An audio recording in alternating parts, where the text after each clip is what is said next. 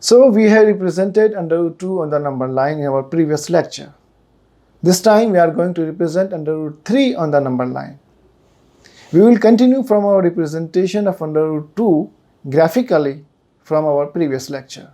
As you can see in the figure, OA dash represents under root 2 on the number line.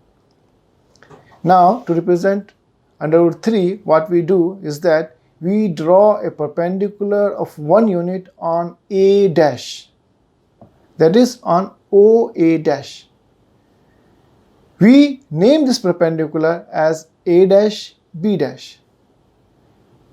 It means A dash B dash is also equal to 1 unit.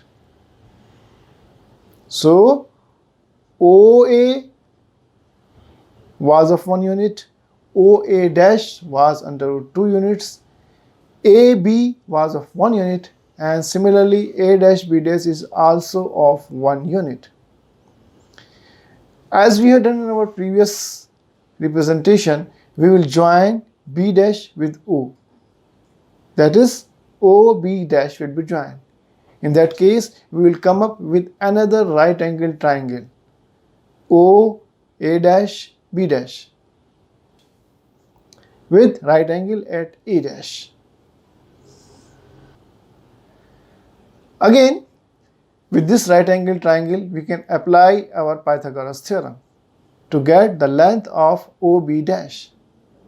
Applying Pythagoras theorem, we get OB dash squared is equal to OA dash squared plus A dash B dash squared. As we know, OA dash is under root 2. That is under root 2 squared plus A1 plus A dash B dash is of 1 unit, that is 1 squared. That gives us 2 plus 1, that is equal to 3. It means OB dash squared is equal to 3.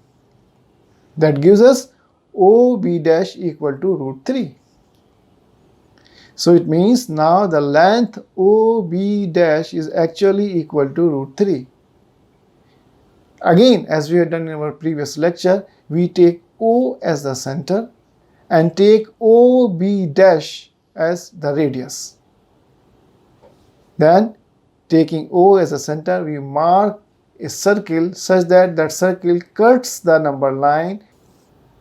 So, let the circle cuts the number line at B2 dash.